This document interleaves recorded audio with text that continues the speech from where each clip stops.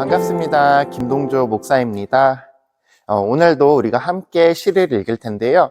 오늘 함께 읽을 시는 월터 브루그만이라는 분의 당신을 기다립니다 라는 시입니다.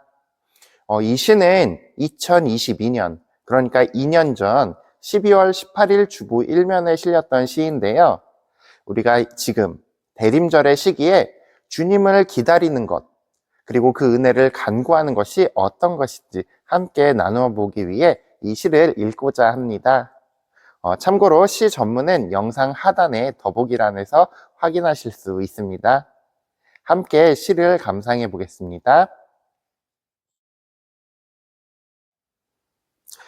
당신을 기다립니다. 월터 브루그만. 주님, 우리는 기다림에 지쳤습니다. 우리는 냉소적인 세상에 살면서 우리가 통제할 수 있는 것들에 안주합니다. 하지만 우리 삶의 진정한 주인은 당신임을 알고 있습니다. 당신의 사랑의 빛을 우리가 보기 한참 전부터 당신은 영원한 사랑으로 우리의 구원을 준비하셨음을 알고 있습니다. 그래서 우리는 먼 옛날 연약한 아기의 몸으로 온 만물을 새롭게 하는 당신을 기다립니다. 아멘. 네, 우리가 함께 당신을 기다립니다 라는 시를 읽어보았는데요. 당시에 제가 이 시를 선택한 이유는 2022년 12월 18일 이성균 목사님의 설교 제목이 내가 너를 불쌍히 여김과 같이 였기 때문인데요. 이날의 설교 본문은 신명기 4장 5절에서 9절까지의 말씀과 마태복음 18장 23절에서 35절의 말씀이었습니다. 먼저 이 신명기의 말씀은 모세의 마지막 설교 중에 하나인데요. 가나안 땅의 입구에 서서 이스라엘 백성들에게 광야에서 받은 하나님의 은혜를 기억하라 라는 내용의 설교였습니다.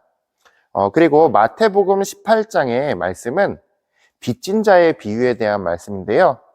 큰 빚을 탕감받았던 한 종이 자신이 빚을 탕감받았음에도 불구하고 자신에게 빚진 자는 절대 용서해주지 않았던 그러한 모습이 나오는 내용입니다.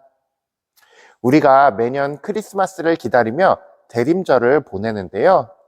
그것은 바로 주님께서 우리에게 오심을, 우리에게 큰 선물로 오게 되심을 기억하고 기념하기 위함입니다. 주님이 오심을 기다리는 이 대림절에 하나님의 은혜를 다시 한번 기억하기 위해 이 시를 읽어보았는데요.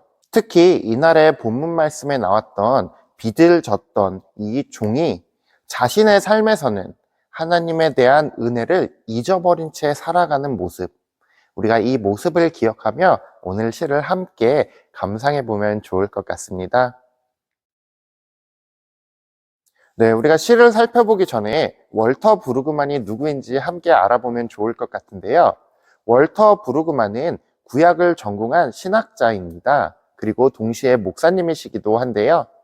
20세기에 가장 영향력 있는 구약학자로도 언급될 정도로 정말로 구약계에서 많은 영향을 주신 분입니다. 브루그만 목사님은 성경의 깊은 내용들을 현대적인 언어로, 현대적인 윤리로 해석해내는 것이 매우 중요하다고 말씀하십니다. 그래서 탁월한 설교가이시기도 한데요. 또한 그분은 굉장히 많은 시를 쓰셨습니다. 특히 그분의 책 중에는 마침내 시인이 온다라는 제목도 있는데요. 설교자가 시인이 되어야 한다고까지 말하십니다. 성경에 깊이 있는 내용을 오늘날에 맞추어 전달하기 위해서는 일반적인 설교의 방법도 있지만 이렇게 시를 통해서 우리의 마음에 그것을 와닿게 하는 방법도 있다는 설명인데요. 제가 이렇게 일면시를 선정하면서 또 그것들을 이렇게 성도님들과 나누기 위해 이러한 시간을 마련한 것도 사실은 이 브루그만 목사님의 영향이 있다고 할 수 있습니다. 오늘은 이 월터 브루그만 목사님의 시 중에 바로 이 대림절을 기다리는 우리의 삶의 자세에 대한 시를 함께 읽어보겠습니다. 네, 우리가 함께 읽었던 이 당신을 기다립니다 라는 시는 기도 형식의 기도시입니다. 이 시의 마지막에 아멘이라는 표현이 나오는 것으로 보아서 우리가 이것을 알 수 있는데요. 이 시가 기도의 형식을 취했다는 것은 바로 이 시 안에 회개의 마음들 또 간구의 내용들이 담겨 있다는 것을 우리가 알 수 있게 됩니다. 브루그만 목사님께서 고백하는 회개는 무엇이며 또 그 간구는 무엇인지 우리가 함께 시를 살펴보며 확인해 보겠습니다. 먼저 처음 주님, 우리는 기다림에 지쳤습니다. 이렇게 시가 시작을 하는데요. 일반적으로 이 기다리다 지친다라는 표현은 오기로 한 대상이 제때 오지 않았기 때문에 그 기다림에 대한 기대가 사라지는 상황을 말합니다. 브루그만 목사님께서는 우리가 마치 이렇게 기다리다 지친 사람들과 같다고 말씀하고 계십니다. 그런데 이 말은 다시 오실 예수님께서 너무 늦게 오시는 것에 대한 원망은 아닌 것입니다. 오히려 그 기다림을 혼자서 포기해버리고만 우리들의 나약한 마음을 표현해주는 부분인 것 같습니다. 이제는 기대하지 않는 우리들의 그러한 상태를 꼬집는 표현인 것입니다. 이 시는 우리가 처음 말했던 것처럼 기도시이기 때문에 아마도 이 문장 속에는 우리들의 마음, 그리고 브루그만 목사님의 마음, 바로 회개에 대한 마음이 담겨 있는 것으로 보입니다. 브루그만 목사님도 이러한 마음이 있다는 것을 우리가 알게 됩니다. 세계적인 신학자이자 목사님도 때때로 그의 삶에서 이러한 좌절의 모습들이 나타난다는 것을 조금은 우리에게 위안이 되기도 하는 것 같은데요. 이 다음 문장을 우리가 또 살펴보면 우리는 냉소적인 세상에 살면서 우리가 통제할 수 있는 것들을 안주합니다 라고 표현되어 있습니다. 즉, 더 이상 사람들 그리고 이 브루그만 목사님께서는 주님이 오실 것이라 생각지 않고 이 세상의 삶에서만 집착하는 모습, 또 그 이 땅에서의 삶에 안주하는 모습들, 이러한 모습들을 보이며 살아간다는 말입니다. 이는 바로 브루그만 목사님의 자신의 고백이기도 한데요. 이렇게 우리 모두는 삶의 자리에서 기다리는 마음들, 기대와 기쁨과 소망이 사라진 것처럼 삶을 살아간다는 그러한 말입니다. 기대가 없는 우리의 모습을 비추어주는 거울처럼 이 말은 우리의 모습을 다시 한번 바라보게 합니다. 겉으로는 주님을 기다린다 말하지만 우리의 삶에서 정말로 그 기다리는 모습은 없고 그저 안주하는 모습만 남아있기 때문입니다. 브루그만 목사님은 우리의 이런 모습을 보여줍니다. 그런데 한 가지 조금은 마음이 쓰이는 것은 이 문장 속에 약간의 연민의 마음이 보인다는 것입니다. 우리들의 삶에서 그러한 문제에 빠질 수밖에 없는 우리의 죄악된 본성이 우리를 그렇게 인도하는 것 같습니다. 다음 문장을 함께 읽어보겠습니다. 하지만 우리 삶의 진정한 주인은 당신임을 알고 있습니다. 네, 우리 삶의 모습은 그렇게 주님의 오심을 기대하지 못한다고 할지라도 우리는 그것을 알고 있습니다. 바로 하나님께서 나의 주인 되시며 나를 사랑해 주신다는 것입니다. 우리가 이것을 알게 되는 방법은 성경을 읽음으로 또 성령님의 인도하심으로 바로 하나님의 뜻으로 그것을 알게 되었다는 것인데요. 브루그만 목사님께도 바로 이러한 삶의 기다림의 모습이 없는 것처럼 보이지만 그 마음과 그 생각 속에는 하나님이 나의 주인이라는 것입니다. 사실 우리 모두도 이것을 머리로 알고 있습니다. 매주 우리가 사도신경을 통해 우리의 신앙을 고백할 때 우리도 같은 고백을 되뇌입니다. 그것은 바로 하나님께서 우리에게 그것을 알려주셨기 때문인데요. 이것을 우리 감리교도의 방식으로 말한다면 바로 하나님께서 먼저 우리에게 선행은총을 부어주셨기 때문입니다. 하나님께서는 바로 그 사실을 우리가 알 수 있도록 하나님이 나의 주인이시며 그분이 나를 사랑하신다는 이 사실을 우리에게 알도록 인도해 주신 것입니다.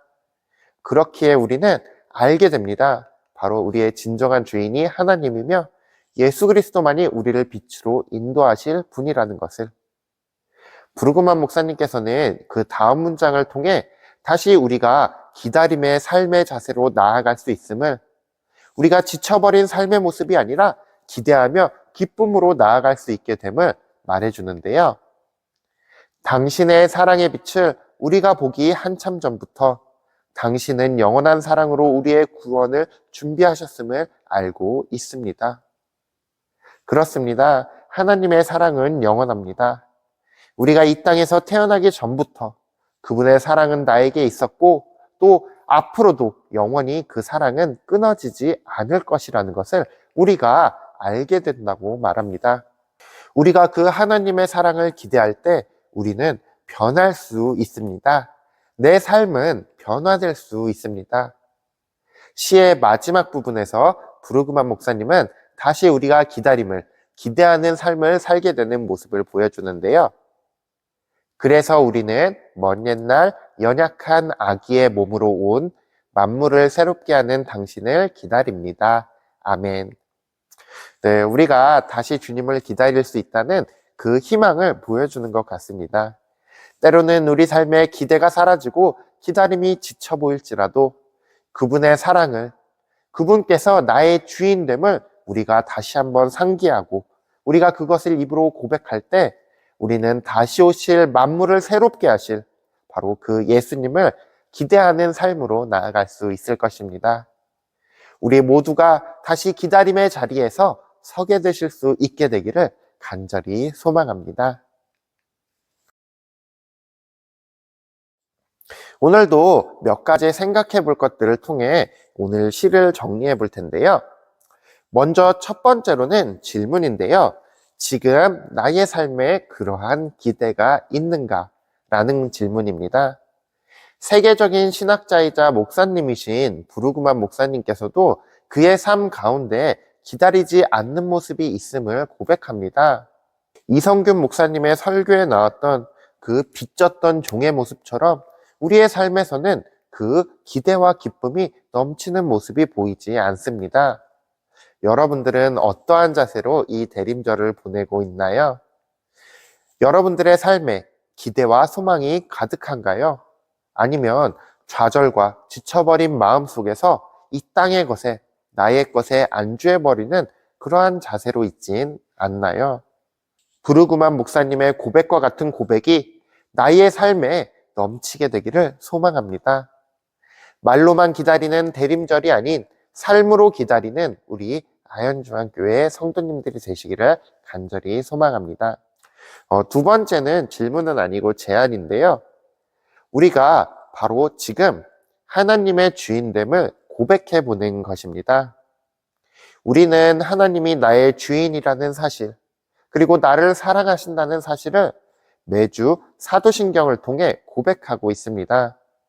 모든 성도님들께서 사도신경을 외우고 있으시겠지만 우리가 그것을 매주 굳이 또 고백하는 이유는 그것이 우리의 생각 속에, 우리의 내면에만 그저 남아있는 것이 아니라 바로 그것이 우리의 삶으로, 나의 생활로 드러나게 되도록 우리가 각오하기 위해 다시 한번 그러한 신앙 고백을 하는 것입니다.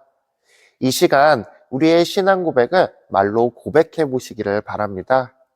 그저 말로만 고백하는 것이 아니라 한 문장 한 문장, 한 단어 한 단어 우리의 마음을 다해 읽어갈 때에 그분의 사랑이 내 삶에 다시 채워지도록, 그분의 주인됨이 내 삶에 드러나도록 다시 한번 각오하는 그러한 시간이 되시기를 바랍니다. 브루그만 목사님께서는 이 고백의 행동을 통해 다시 삶의 자리에 그분의 사랑이 있게 됨을 말합니다. 우리 가운데 기대와 기쁨이 사라질 때마다 다시 한번 주님을 나의 주님으로 고백하며 우리의 삶을 점검해 나가실 수 있는 우리 아현중앙교회 성도님들이 되시기를 소망합니다. 네, 우리가 대림절을 지내며 우리의 삶을 돌아보는 시간을 가졌는데요. 우리들의 삶은 어떠한 모습인지, 우리들의 삶에 주님에 대한 기대와 소망, 또 기쁨들이 가득한지 돌아보셨기를 바랍니다. 오늘 브루그만 목사님께서는 바로 그의 고백 속에 우리가 그러한 마음들이 사라지고 그러한 삶의 모습들이 드러나지 않게 되는 연약함이 있다는 것을 보여줍니다. 하지만 그와 동시에 우리가 다시 한번 회복되어 우리 삶의 그러한 기대와 기쁨이 넘치게 될 수 있다는 것도 말해줍니다. 주님의 사랑을 다시 한번 고백하고 주님이 나의 주인됨을 다시 한번 고백할 때에 우리가 우리의 삶에서 그 기쁨과 기대가 넘쳐나게 될 것입니다. 주님께서 오실 이 성탄을 그 기쁨과 소망의 마음으로 맞이할 수 있게 되기를 간절히 축원드립니다. 감사합니다.